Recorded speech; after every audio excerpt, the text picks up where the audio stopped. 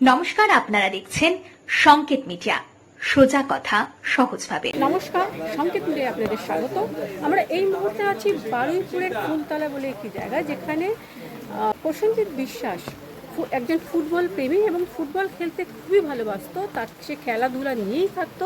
সেই প্রসেনজিৎ বিশ্বাসকে নৃশংসভাবে হত্যা করা হয়েছে এবং তারই প্রতিবাদ স্বরূপ আজকে হিন্দু সুরক্ষা সমিতির তরফ থেকে স্টেট জেনারেল যিনি সেক্রেটারি আছেন উনি এসেছেন, একই সঙ্গে দক্ষিণ চব্বিশ পরগনার জেলার যিনি সভাপতি আছেন উনিও এসেছেন। ওনারা এই পরিবারের পাশে থাকার আশ্বাস দিয়েছেন এবং যত দ্রুত সম্ভব এই ঘটনার একটা মীমাংসা বা শাস্তিমূলক যে ব্যবস্থা যত দ্রুত সম্ভব সেটা ওনারা করার উদ্দেশ্যে আজকে এই পরিবারের পাশে দাঁড়িয়ে তাদেরকে সেই আশ্বস্তই করেছেন।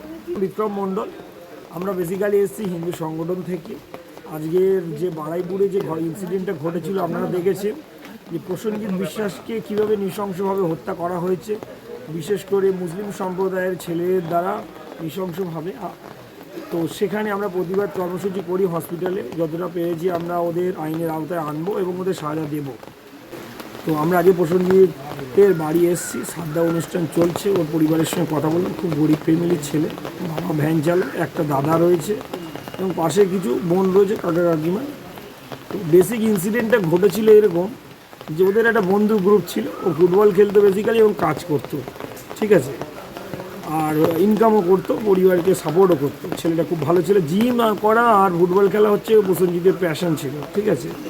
তো হয় কি, এদের একটা গ্রুপ ছিল, ওর মধ্যে একটা ছেলে ছিল তার নাম বরুণ, বরুণের একটা প্রেমিকা ছিল এবং হচ্ছে আর একটা ছেলে আছে তার নাম রিপন, কিন্তু সে মুসলিম। আচ্ছা, তারও একটা বান্ধবী ছিল, গার্লফ্রেন্ড, সে হচ্ছে হিন্দু। তো হয়ে দাঁড়ায় কি এই গ্রুপটা এরা একসাথে বন্ধু বান্ধব সব ঠিক, কিন্তু একদিন এদের মধ্যে কেউ একজনের বান্ধবীর সঙ্গে ঘুরতে যায়, সেই নিয়ে এদের মধ্যে বচসা তৈরি হয়। বেসিক্যালি সূর্য বলে আর একজন আছে, সূর্যর সঙ্গে রিপনের একটা ঝামেলা হয়। রিপন সূর্যকে ওয়েলকিং স্কুলের পিছনে ডাকে, সঙ্গে বরুণ ছিল, দুজনকে মারে।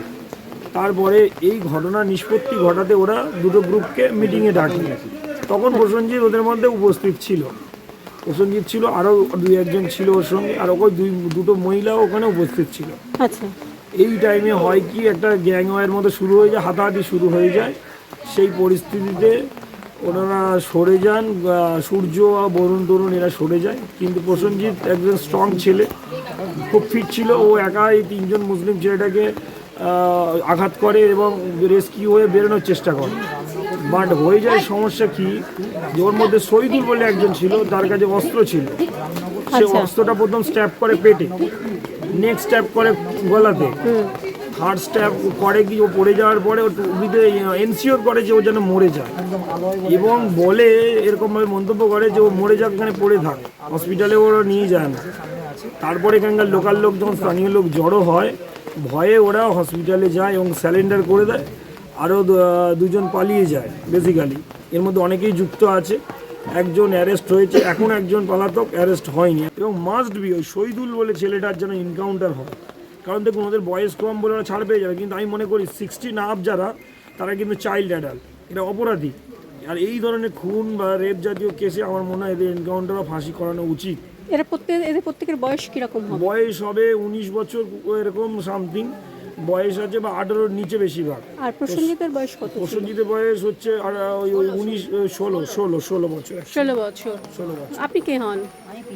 পিসিমা হন। তো এই ঘটনার জন্য আপনারা এই মুহূর্তে কি চাইছেন? এই মুহূর্তে চাইছি আমাদের ছেলে যেমন মারা গেছে তার বিচার আমরা চাই। আমরা সরাসরি রাষ্ট্রীয় সুরক্ষা সমিতির যিনি জেনারেল সেক্রেটারি আছেন ওনাকেও একটু জানবো যে দাদা কিভাবে আপনারা এনাদেরকে বিচার দিতে পারবেন বলে মনে করছেন। দেখুন, এখন যে ঘটনাটা ঘটেছে এই ঘটনাটা সত্যি একটা নক্করজনক ঘটনা। এই ঘটনাকে আমরা আমাদের সংগঠনের পক্ষ থেকে তীব্র নিন্দা জানাচ্ছি এবং আমরা চাই যেন ভবিষ্যতে এরকম ঘটনা আর না ঘটে। কিন্তু এই যে ঘটনাটা আজকে ঘটেছে এর একটা দৃষ্টান্তমূলক শাস্তি আমরা অবভিয়াসলি এটা আমরা জানাবো এবং আমরা প্রশাসনের সাথে কথাও বলবো, যাতে পরবর্তীতে এরকম ঘটনা যাতে দুবার করতে কেউ যেন ভাবে। আজকে যার বাড়ির ছেলেটা আজকে মারা গেল, চলে গেল, তাদের এই অভাবটা তো কেউ পূরণ করতে পারবে না। তাদের এই জায়গাটা সত্যিই একটা কোনোদিন পূরণ হওয়ার মতো নয়। অত্যন্ত গরিব ফ্যামিলির ছেলে, আমরা কথা বললাম, কথা বলে যা জানতে পারলাম ও ফুটবল খেলতে খুব ভালোবাসতো, ফুটবল ওর প্যাশন ছিল, জিম করতো, খেলাধুলা করতো, খেলাধুলায় ভালো ছিল।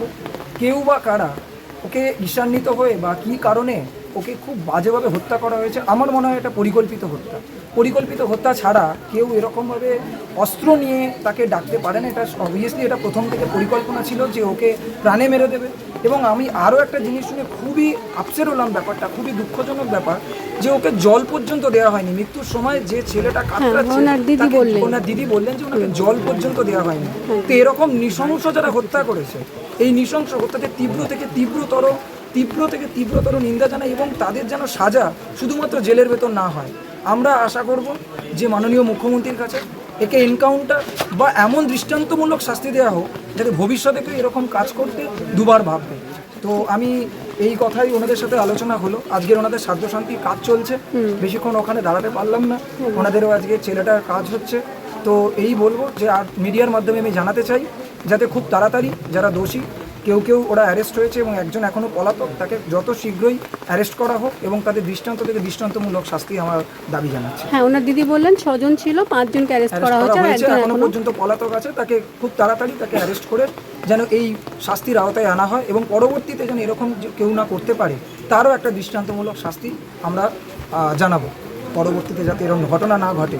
এখনো পর্যন্ত কোনো স্টেপ নিয়েছেন আপনারা? আমাদের তরফ থেকে কথা হয়েছে, আমাদের রাজ্য সভাপতি, হিন্দু সুরক্ষা সমিতির রাজ্য সভাপতি অভিজিৎ চন্দ্র দাসকে কথাটা বলেছে, উনি কথাবার্তা বলছেন, উনি আমাকে এখানে আসতে বলেছেন আজকের, আমি এসেছি। তো সুতরাং আজকের কথা বলে গেলাম এবং পরবর্তীতে আমাদের যতটুকু ক্ষমতা আমরা ততটুকু এইটুকু পাশে দাঁড়াবো এবং আমরা এর জাস্টিস তো পাবেই, সেই ব্যবস্থা আমরা করব এবং পরবর্তীতে যাতে আর কেউ না হয় সেই ব্যবস্থাটাও, সমাজের যে এই নক্করজনক ঘটনাগুলো ঘটছে খুব তাড়াতাড়ি এগুলোকে বন্ধ করতে হবে এবং যাতে বন্ধ করা যায় তার জন্য আমরা তীব্র প্রতিবাদ জানাবো এবং পরবর্তীতে আমরা দরকার হলে প্রতিবাদ জানিয়ে আমরা আইনের দ্বারস্থ হব এবং যত তাড়াতাড়ি যাতে এটা জাস্টিস পাওয়া যায় সেই ব্যবস্থা আমরা করব। অসংখ্য ধন্যবাদ। আমরা এখানে পেয়ে গেছি যে দক্ষিণ 24 পরগনা জেলার যিনি সভাপতি আছেন বাপ্পাদিত্য মণ্ডল, ওনাকেও পেয়েছি, একই সঙ্গে জেনারেল সেক্রেটারি রাজ্যের উনিও আছেন, ওনার সাথে আমরা কথা বললাম। আমরা বাপ্পাদিত্যকে জিজ্ঞেস করবো, আপনি যেহেতু এই দক্ষিণ 24 পরগনা জেলার দায়িত্বে আছেন, তো রাজ্যের দায়িত্বে উনি তো আপনাকে সহযোগিতা করবেনই, আপনি কিভাবে এই বিষয়টাকে দ্রুত নিষ্পত্তি করার চেষ্টা করবেন বা এদের বিচারের এরা যাতে শাস্তি পায় তার ব্যবস্থা করবেন? আমরা যা দেখতে পাচ্ছি রীতিমতো পুলিশ প্রশাসন তারা তাদের কাজ শুরু করে দিয়েছে, যার জন্য 5 জন অ্যারেস্ট হয়েছে। আমরা আপনাদের মাধ্যমে, মিডিয়ার মাধ্যমে মাননীয় মুখ্যমন্ত্রীর কাছে আবেদন জানাচ্ছি যাতে এই যে হচ্ছে কি নৃশংসতা যেটা পশ্চিমবাংলা জুড়ে ঘটছে, দক্ষিণ 24 পরগনা জেলা জুড়ে ঘটছে, একের পর এক হিন্দু ছেলেরা নিহত হচ্ছে, নানা কারণে নানা ফাঁদে পেলে হিন্দু মেয়েরাও নিহত হচ্ছে। তার জন্যে ইমিডিয়েট যেন মুখ্যমন্ত্রী আমাদের হিন্দুদের কথা মেনে হিন্দুদের স্বার্থে একটা আইন প্রণোদিত করে এর দৃষ্টান্তমূলক শাস্তির জন্য আলাদা আইন প্রয়োগ করুক, যার মাধ্যমে সাধারণ হিন্দু সমাজ যেন সুস্থভাবে শান্তিভাবে এই পশ্চিমবাংলার বুকে বাঁচতে পারে। তার জন্যে যদি আমাদের হিন্দু সুরক্ষা সমিতির পক্ষ থেকে আন্দোলনে নামতে হয়, আমরা 0 থেকে উপর পর্যন্ত আমরা আন্দোলনে নামবো, পায়ে পা রেখে চোখে চোখ রেখে আমরা লড়াই করব। আর এই যে প্রসেনজিৎ বিশ্বাস, যাকে ঈর্ষান্বিত হয়েই মারা হয়েছে, তো এইটা আপনারা কত তাড়াতাড়ি এর বাবা মার কাছে এরা যাতে দৃষ্টান্তমূলক শাস্তি পায় সেটা পৌঁছে দেওয়ার জন্য কত তাড়াতাড়ি আপনারা স্টেপ নিতে পারবেন? দেখেছেন মাননীয় মুখ্যমন্ত্রী কেমনভাবে স্টেপ নিয়েছেন, প্রশাসন কেমনভাবে স্টেপ নিয়েছেন। বারুইপুরে একটা দুর্ঘটনা ঘটেছিল, এনকাউন্টার হয়েছে। ঠিক আমরাও চাই এই যে দুর্ঘটনাটা ঘটেছে যারা, তাদেরকে দৃষ্টান্তমূলক এরকমই সাজা দেওয়া হোক, যার ফলে সাধারণ মানুষ, সাধারণ এই যে সমস্ত সন্ত্রাসবাদীরা এই ধরনের কাজকর্ম করছে তারা এই সমস্ত কাজ থেকে বিরত হতে পারে, যাতে এই ধরনের কাজ না যেন করতে পারে, ভবিষ্যতে যেন এরকম কোনো পরিস্থিতি আর তৈরি না করে। যার জন্য আমরা মাননীয় মুখ্যমন্ত্রীর কাছে আমরা আমাদের দক্ষিণ 24 পরগনা জেলার পক্ষ থেকে আমরা এই আবেদনটা জানাচ্ছি। অসংখ্য ধন্যবাদ। আপনি কে হন? আমার দিদি হয়েছে। কি হয়েছিল ঘটনাটা একটু বলবেন? ভাই ফুটবল খেলা এসে জিতে ঘরে বসেছিল, বসে থেকে তারপরে তার পরের দিন ওর আবার খেলা ছিল, তার জন্য জার্সিগুলো সব ধুয়ে ঘরে মেলে দিয়েছিল, 5খানা জুতো ধুয়ে সব ঘরে মেলে পাখা চালিয়ে দিয়েছিল, দিয়ে শোকাচ্ছিল বসে বসে। ওর একটা বন্ধু ফোন করেছে, 5বার 4বার ফোন করেছে, ও ফোনটা ধরেনি, না ধরলেও বাড়ির থেকে ডেকে নিয়ে গেছে, ডেকে নিয়ে গিয়ে আমার ভাইকে ফোন করে। কোথায় ডেকে নিয়ে গেছিল? পালপাড়ায়। সেটার সময়টা কখন ছিল? সময়টা তখন তাও 7টা মতন বাজে। আচ্ছা, তো আপনারা কিভাবে জানতে পারলেন? আমরা কীভাবে জানতে পারলাম মানে যারা ছিল ওর মধ্যে সেই একজন তার বাড়ির লোককে বলেছিল, তার বাড়ির লোক আবার তার পাশের লোককে বলেছে, সেই পাশের লোক আমাদের বাড়িতে এসে বলেছে। আচ্ছা, আপনারা স্পটে গিয়ে কি দেখলেন? আমরা তো স্পটে যাওয়ার আগেই ওরা এত মানে শয়তান ছেলে ফোন করেছে যাতে ওরা না ফাঁসে, ওরা আবার ফের লোককে জোর করে ডেকে নিয়ে ওরা আবার হসপিটালে গেছে যাতে ওরা ছাড়া পেয়ে যায়, বুঝতে যাতে লোক না পায়। আচ্ছা, কজন ছিল? 6জন ছিল। ঠিক নাম তাদের? নামটা আমি ঠিক বলতে পারবো না, আচ্ছা নাম আমার ভাইরাই জানে, আচ্ছা নামটা বলতে পারবো না। ওই একাই মানে সবাই গেলি অন্যের জন্য ডেকে নিয়ে গেলি, নিয়ে গিয়ে সবাই তোরা ওকে ওখানে ফেলে দিয়ে চলে আসলি, ওকে একা কোপালো, আর তোরা সবাই দূর থেকে দেখলি, তোরা পাশে আশপাশ থেকে লোক ডাকতে পারলি না, জীবনটা তো বেঁচে যেত। হ্যাং হাত পা খোড়া যাই হয়ে যেত, তোর মা আবার লোকের বাড়ি কাজ করে ভিক্ষা করে এনে খাওয়াতো, মরতো তো নয় জীবনে, জীবনে মরেই গেল। যে ডেকে নিয়ে গেছিল তার নামটা জানেন? সূর্য। সূর্য? সূর্য কি টাইটেল জানি। আপনার নাম কি দিদি? মল্লিকা বিশ্বাস। আপনার খুড়তুতো ভাই? আমার জেঠুর ছেলে। আপনার জেঠুর ছেলে। ওরা ছোটবেলা থেকে অনেক কষ্ট করে মানুষ হয়েছে, অনেক কষ্ট করে বাবা মানুষ করেছে। দেখুন না, ঘর বাড়ি দেখে বুঝতে পারছেন আমাদের বাড়ি এইটা পাশে। মারলো কেন, কি মনে হয় আপনাদের? ও ভালো খেলাই ছিল, যেখানে যেত সবার একটাই বক্তব্য যে ওরা এত গরিব, ওর বাবার তো ক্ষমতা নেই, ও আরো উঁচু জায়গায় উঠতো, বাবার ক্ষমতা নেই বলে তাই আস্তে আস্তে উঠতো। তা ওরা ভাবছে যে আমার বাবা আমার টাকা খরচা করে আমাদের শেখাচ্ছে, আমরা কিছু করতে পারছি না, আর একটা গরিবের ছেলে, ওর বাবা আমার কোনো ক্ষমতাই নেই টাকা পয়সা খরচা করার ছেলের পেছনে, সে কি করে উঠলো। আমাদের এখানে একটা কাকু আছে, কাকুটার নাম জানি না, সে কাকুটা বিডিও অফিস থেকে ওকে খেলাবে বলে, বিধান স্মৃতির সংগ্রহ খেলবে বলে সই করিয়ে কাগজে সব কিছু সই করিয়ে নিয়ে গেছে। তারপরে আমার ভাইটা খেলতে পারলো না, সকালটা আর হতে দিল না। মানে উনি খেলায় ভালো ছিলেন, সেই কারণে ওনাকে মেরে ফেলা হলো? হ্যাঁ, ষড়যন্ত্র করে, নাহলে ওদের কাছে চাপট কি করে আসবে, গরু কাটার চাপট ওরা প্রথম আগে থেকে যদি ষড়যন্ত্র নাই করতো, মানুষের একটা হুট করে রাগ হলে কি সঙ্গে সঙ্গে ছুরি কাজে চলে আসে কি আসে না তো, তাহলে ওদের ষড়যন্ত্রই করে রেখেছিল, ওরা আগে থেকে প্ল্যান করেই ওকে মানাবে। ফার্স্টে এমন করেছে, ফার্স্টে কোমরে পোঁচ মেরেছে যাতে ওর হাত না ওঠে, কোমরে পোঁচ মারার পরে এইখানটায় পুরো ঢুকিয়ে এরকম স্ট্যাপ করে দিয়েছে, এখানটায় ঢুকিয়ে যাতে ও আওয়াজ না করতে পারে, হ্যাঁ স্ট্যাপ করে দিয়েছে, তারপরে এরকম টেনে নিয়েছে পুরো ওর জীবনটা পুরো মুখ থেকে আর চোখ থেকে বার হয়। একটাই রিকোয়েস্ট করবো যে আমার ভাইয়ের জীবনটা ওরা বার করে নিচ্ছে যেরকম ভাবে, আমার কোনো কিছু লাগবে না, শুধু আমার ভাইয়ের যেন ওরা যেন ওদের সারা জীবন জেলে থেকে সূর্যের আলো যেন ওরা না দেখে। যারা দোষী তাদেরকে ওদের বয়স অল্প যদিও হয়, একটা কথা বলুন, অল্প বয়স, আজকে ওরা যদি অল্প বয়সে যদি ওরা ছাড়া পেয়ে যায়, ওরা বারে কত বড় ক্রিমিনাল তৈরি হবে।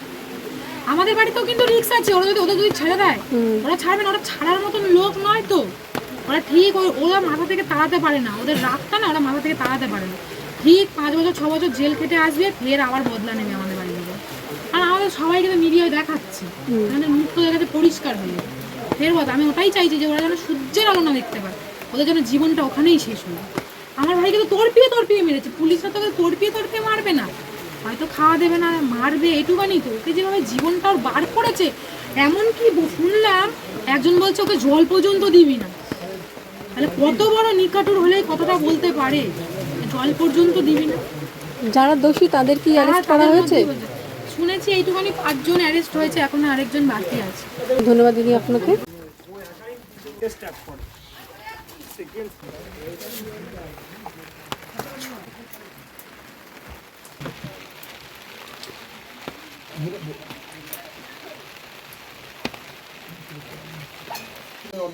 ঠিক আছে, আমার সংগঠন এরকম একটা নৃশংস হত্যার এইভাবে সংগঠিত হলো, কি বলবেন? আপনারা তো হিন্দু সুরক্ষা সমিতির তরফ থেকে আছেন, হ্যাঁ, আপনাদের কি বক্তব্য এই বিষয়ে? দেখুন আমাদের একটাই বক্তব্য, সেটা হচ্ছে এটার যেখান থেকেই হোক এটার যত তাড়াতাড়ি সম্ভব আমাদের বিচার চাই। বিচার চাই বলতে যে এইভাবে নৃশংস হত্যা করা হয়েছে এবং সেটা একটা পুরো প্ল্যান্ডভাবে করা হয়েছে, যেটা আমরা জানতে পেরেছি। এবং ছেলেটা খুবই ভালো একটা ফুটবল প্লেয়ার ছিল, তার স্বপ্নই ছিল ফুটবল খেলা। হ্যাঁ, সে কোনো রকম একটা খুবই দরিদ্র পরিবার থেকে বিলং করে এবং তার প্রতিবার আমরা দেখেছি যে এরকমভাবেই হিন্দুদের পাশে দাঁড়ানোর আলটিমেটলি কেউ থাকে না। যে গরিব পরিবার তো ছেড়েই দিন, যে কোনো নর্মাল লোকেরও ক্ষেত্রে আমরা দেখেছি হিন্দুদের ক্ষেত্রে লোকজন আর দাঁড়াতে চায় না। হ্যাঁ, কেউই কারোর পাশের বাড়ির লোকই বেরোয় আসে না। সেই জন্য আমাদের হিন্দু সুরক্ষা সমিতি আমরা ঠিক করেছি যে কোনো জায়গায় যেখানেই হিন্দুদের ওপর কোনো রকমের এরকমের প্রবলেম সৃষ্টি করা হবে বা এরকম একটা ষড়যন্ত্র করে প্ল্যানিং করে একটা বাচ্চা ছেলেকে কোনো কারণ ছাড়া এটাকে যতদূর যাওয়া সম্ভব আমরা যাবো এটা নিয়ে। দিদি আপনার তো এখানকার প্রতিবেশী, কি বলবেন বিষয়টিকে নিয়ে? আর বাড়ির একেবারে কাছে এরকম একটা বিষয়, এরকম একটা নৃশংস ঘটনা ঘটলো। ঘটনা ঘটেছে বলতে ছেলেটা খুব ভালো ছেলে ছিল, এত ভালো ছেলে আমরা এখন পর্যন্ত দেখিনি। আচ্ছা, কিন্তু অঘটনাটা ঘটে গিয়েছে কিভাবে হলো, কেন হলো, সেটা একটা রহস্যের ব্যাপার, সঠিক আমরা বলতে পারবো না। যারা এই ঘটনাটা ঘটিয়েছে আপনারা ওরা তাদেরকে বদমাইশ চেনেন? ছেলে যারা ঘটিয়েছে, হ্যাঁ, তারা নিজে আবার স্যান্ডার করেছে। আর কি এই ছেলেগুলোকে আপনারা চেনেন? না না না, আপনারা তো এলাকায় থাকেন। ওরা না, আমার এলাকা কেন, ওই তো বাইরে যে ওই পাড়ার আছে, মানে আপনাদের এলাকার ছেলে না? আমাদের এলাকা ছিল না। আচ্ছা, ছেলেগুলির নাম জানেন আপনি? আচ্ছা, কি নাম দাদা আপনার? আমার নাম গোপাল মণ্ডল। এই যে আপনারা সংঘবদ্ধ হয়েছেন, যে আপনাদের এলাকার মানুষজনদের নিয়ে আপনারা সংঘবদ্ধ হয়েছেন যে এইরকম একটা ঘটনা, এরকম একটা নৃশংস ঘটনা ঘটলো, যাতে রাত্রে হয়েছে। সেদিকে রাত্রে আমরা সারা রাতে দুটো পর্যন্ত হসপিটালে ছিলাম। আচ্ছা, পরে বডি নিয়ে আসার পরে তার সৎকারে গিয়েছি, তারপরে কালকে মোমবাতি মিছিল করা হয়েছে, মৌন মিছিল করা হয়েছে। আচ্ছা, আর এই বেশি আমরা কিন্তু এখানে হয় না এইসব গণ্ডগোল, কোনো মারপিট দাঙ্গা কোনোদিন হয়নি, হিন্দু মুসলমানের গণ্ডগোলও কোনোদিন হয়নি। কেন এই ছেলেগুলো সব উঠতি বয়স, যা শুনলাম যা দেখলাম সব ওই 17-16 এই ছেলে। মানে এখন থেকে ওদের জাগরণ জেগে যে খুন করার জন্য কোনো ব্যাপারই নয়। আর এই ছেলেটা যেখান থেকে যাওয়া মাত্রই যে ফট করে মেরে দেবে এও বুঝতে পারিনি। আচ্ছা, আচমকা মেরেছে, কেন ওরা তৈরি ছিল, এরা খালি হাতে গিয়েছে, যে বন্ধু বান্ধবের মধ্যে একটা গন্ডগোল চলছে, হয়তো মিটাতে এরকম কিছু একটা ব্যাপারে গিয়েছে। প্রসেনজিৎ কেমন ছেলে ছিল? প্রসেনজিৎ যে মারা গেলেন, ভালো ছেলে, একদম খুব ভালো ছেলে। এখানে আমাদের বাড়িটা ওঠা বসা, আসা যাওয়া, মাঠে খেলা, আর এর বেশি ছিল এই মাঠের ছাড়া কোথাও যেত না। আচ্ছা, যে কেন গিয়েছিল, কি ব্যাপারে গিয়েছিল, হ্যাঁ, বললাম যে এক বন্ধুকে মেরেছে বলে সেটা মিউচুয়াল করার জন্য গিয়েছে। ও আচ্ছা, শোনার কথা, মানে মিউচুয়াল করতে গিয়ে ওনাকেই মেরে ফেলা হলো। হ্যাঁ, কে ডেকে নিয়ে গেছিল? এই সূর্যটাকে? এদেরই বন্ধু। আচ্ছা, যারা মার্ডার করেছে, হ্যাঁ, সূর্য ওই একই ব্যাচে পড়ে, টিউশনি পড়া। আচ্ছা, আর অন্যরা আরো যারা গেছে বন্ধুরা, তারা ওই ছেলেগুলোকে চেনে না, ওই ছেলেগুলো সূর্যই চেনে। এই সূর্য কোথায় আছে এখন? সূর্য বাড়িতে মনে হয় আছে। তা সূর্যকে অ্যারেস্ট করেনি? সেটা তো বলতে পারবো না। আচ্ছা, অ্যারেস্ট করেনি, বাড়িতেই আছে। আচ্ছা, কি নাম দিদি আপনার? আমার নাম কমলা ঘোষ। অসংখ্য ধন্যবাদ দিদি আপনাকেও। এই মুহূর্তে আমরা যাচ্ছি, আপনাদের দেখাচ্ছি প্রসেনজিৎ বিশ্বাসকে যেখানে নিয়ে গিয়ে ডেকে নিয়ে গিয়ে মারা হয়েছিল, পালপাড়া। কি বলবেন দিদি, এই যে প্রসেনজিৎকে এখানে ডেকে এনে খুন করা হলো? ওসব কিছু জানি না, আমরা থাকি পালপাড়া, ও পাড়াটা নষ্ট পাড়া। কিন্তু এই খুন করা হলো যে, এটা নিয়ে কিছু বলবেন না আপনারা? কিন্তু যে খুন করেছে এটা তো মারাত্মক অন্যায় করেছে, এটা ঠিক করেনি। বাচ্চা হলো, কিন্তু তার বাচ্চার মধ্যে এই টেন্ডেন্সি আছে কি করে, আমি সেটাই বলতে চাই। এবার যেটা আইন, যেটা ভালো। যারা মেরেছে তাদেরকে চেনেন আপনারা? মানে এখন ফোনে দেখে চিনতে পারছি। কি নাম তাদের? আমি সত্যিকারের নামগুলো জানি না, কিন্তু ওইদিকে বাড়ি এটা জানি। ওই পাশে পালপাড়ার দিকে বাড়ি। আমরা যেখানে প্রসেনজিৎকে ডেকে নিয়ে গিয়ে নৃশংসভাবে হত্যা করা হয়েছিল, আমরা সেই স্পটে যাচ্ছি আপনাদের দেখা। এই যে আমরা আপনাদের দেখাচ্ছি প্রসেনজিৎকে এখানে ডেকে আনা হয়েছিল, এই যে সেই এরিয়া, এইখানে প্রসেনজিৎকে নৃশংসভাবে কুপিয়ে হত্যা করা হয়েছে। এখানে পড়ে আছে স্টেন, ব্লাড এখন একটু পড়ে রয়েছে। আজকে বৃষ্টি হচ্ছে, তারপরও কিন্তু আমরা আপনাদের দেখাচ্ছি না, বেশ কয়েকদিন ধরে বৃষ্টি হচ্ছে, তারপরও এখনো মানে কিভাবে ধুয়ে যায়নি। এই যে ব্লাড শুকনো হয়ে গেছে, এই যে, হ্যাঁ এই তো ব্লাড। এগুলো সব ব্লাড আমরা আপনাদের দেখাচ্ছি, আমি জুম করি, এগুলো কিন্তু সব ব্লাড। এই যে স্পটটা তো পরিষ্কার বোঝা যাচ্ছে, এবং এতটা বৃষ্টি হওয়ার পরও কিন্তু এখানে এখনও রক্তের দাগ রয়েছে। তার মানে কত এলাকায় একেবারে পাশেই একটি বাড়ি আছে, এই পাশেই বাড়ি আছে, এইখানে বাড়ি আছে, পাশে এত বাড়ি, এই গেট, এই পাশে যে বাড়ি তার ওনাদেরকে এই একটি গেট, আর এই স্পট। এখানকার মানুষজনকে দাদা একটু আসবেন, একটু জিজ্ঞাসা করবো। দাদা, আপনার বাড়ির একদম পাশেই এরকম নৃশংসভাবে প্রসেনজিৎ বিশ্বাসকে হত্যা করা হলো, আপনারা কি কোনো রকমভাবে টের পাননি? কিচ্ছু কোনো টের কিছুই পাইনি, কোনো কিছু টের কিছু পাইনি, কোনো চিৎকার, কোনো আওয়াজ, কিচ্ছু আওয়াজ পাননি আপনারা? এখানে চেঁচামেচি হচ্ছিল, আমরা বাইরে বেরিয়ে দেখছি ওখানে বডি পড়ে আছে, ব্যাস এইটুকু। আচ্ছা, এলে তো নিশ্চয়ই ছেলেটা হ্যাঁ বাঁচা দেওয়া একদম, এটা তো সত্যি। হুম, একটা ছেলে বাঁচুক, মার সন্তান ফিরে যাক, সবাই তো চায়। কিছুই বুঝতে পারিনি আমরা, কোনো টের কেউ কিছু কি পাইনি। ইচ্ছা করে চাইবে যে একটা ছেলে মরুক? হ্যাঁ মানে আপনার এই যে ঘর আর এই তো স্পট মানে 50 মিটার হবে, এই 50 মিটার দূরত্বে এত বড় একটা ঘটনা ঘটে গেল, কিছু বুঝতে পারিনি, কিচ্ছু বুঝতে পারিনি। আপনারা কখন জানতে পারলেন? ওই যখন চেঁচামেচি হচ্ছিল বাইরে বেরোলাম তখন জানতে পারলাম। চেঁচামেচিটা কে করছিলেন? ওই ওখানে যারা ছিল আর কি। মানে ওই ছেলেরাই? হ্যাঁ, ওর যারা বডিটার কাছে যেসব ছেলেগুলো ছিল, হ্যাঁ, ও আচ্ছা, বডিটার কাছে যেসব ছেলেরা ছিল তারা কি মেরে চলে গেছিল যারা, তারা নাকি যারা সেটা আপনারা বুঝতে পারেননি? আচ্ছা, এবং যারা মেরেছে তাদেরকে আপনারা চেনেন? না, এদিকে কোনোদিন আর কি হলো এটা কেন বলার মতো কোনো জায়গাই ছিল না এখানে। কেন আমরা এখানে অনেক বছর বাসিন্দা হয়ে আছি, এখানে মানে প্রচুর এখানে জঙ্গল হয়েছিল, কোনোদিন আজ পর্যন্ত এরকম কেস কখনো হয়নি। এরকম কেস এই প্রথম এখানে হলো তো, যার জন্য আমরাও একটা মানে ঘাবড়ে গেছিলেন আপনারা? এখনো ভয়ের মধ্যে এখনো আমরা খুব আচ্ছা, টেনশনের মধ্যে ভয় পাচ্ছি। পুলিশ এসছে এখানে? হ্যাঁ, পুলিশ এসে তো এখান থেকে ওই তো ব্যারিকেড করে দিয়ে গেছে, তারপর আর জিজ্ঞাসাবাদ করতে পুলিশ আর আসেনি? পুলিশ কবে এসেছিল? এসে ওই যাবে জিজ্ঞেস করে, আমরা যেমন জিজ্ঞেস করছি ওনারও এসে আচ্ছা, এটা কবেকার ঘটনা? আজকে বৃহস্পতিবার, মঙ্গলবার এসে, মঙ্গলবারের ঘটনা। আর মঙ্গলবার পুলিশ কখন এসছে? ওই মঙ্গলবার মঙ্গলবার না বুধবার দিন সকালে পড়েছে। আর রাতে হয়েছে, মঙ্গলবার রাতে এসছে আর বুধবার সকালে, সোমবার সোমবার রাতে হয়েছে, সোমবার 7টা 7:30টার মধ্যে ঘটে। সন্ধ্যের দিকে। হ্যাঁ। আর পুলিশ এসছে পরের দিন সকালে? আচ্ছা, অসংখ্য ধন্যবাদ। দিদি, আপনার কি নাম? আপনার কি নাম দাদা? হ্যাঁ, দেবকুমার পাল। আপনারা একদম এই বাড়ির সঙ্গেই রয়েছেন। এখান এই যে ঘটনাটি ঘটেছে আমরা আপনাদের দেখাচ্ছি, এই একদম 50 মিটারের মধ্যে, মানে এই হচ্ছে স্পট আর এই হচ্ছে ওনাদের বাড়ি। ওনারা কিন্তু কোনো রকম আওয়াজ পাননি, টের পাননি, এমনটাই কিন্তু বললেন। এবং যখন চেঁচামেচি হওয়ার পর ওনারা এসছেন ততক্ষণে কিন্তু প্রসেনজিৎ বিশ্বাসকে অলরেডি হত্যা করা হয়ে গেছে। এবং পুলিশ এসছে, ওনাদের যে বক্তব্য, পুলিশ এসেছে, ঘটনাটি ঘটেছে সোমবার সন্ধ্যে 7টা 7:30 নাগাদ, পুলিশ এসেছে পরের দিন অর্থাৎ মঙ্গলবার সকালবেলা, এমনটাই ওনারা জানিয়েছেন। এখনও পর্যন্ত পুলিশ আর আসেনি, পুলিশ শুধু জায়গাটাকে চিহ্নিত করে দিয়ে গেছে, এমনটাই কিন্তু ওনারা বললেন। এইখানে এই যে আপনাদের দেখাচ্ছে স্পট, এই যে ঘটনাটি ঘটেছে, 6টি ছেলে প্রসেনজিৎ বিশ্বাসের ওপর আক্রমণ করেছে, ঠিক তার উল্টো দিকে এই বাড়িটি।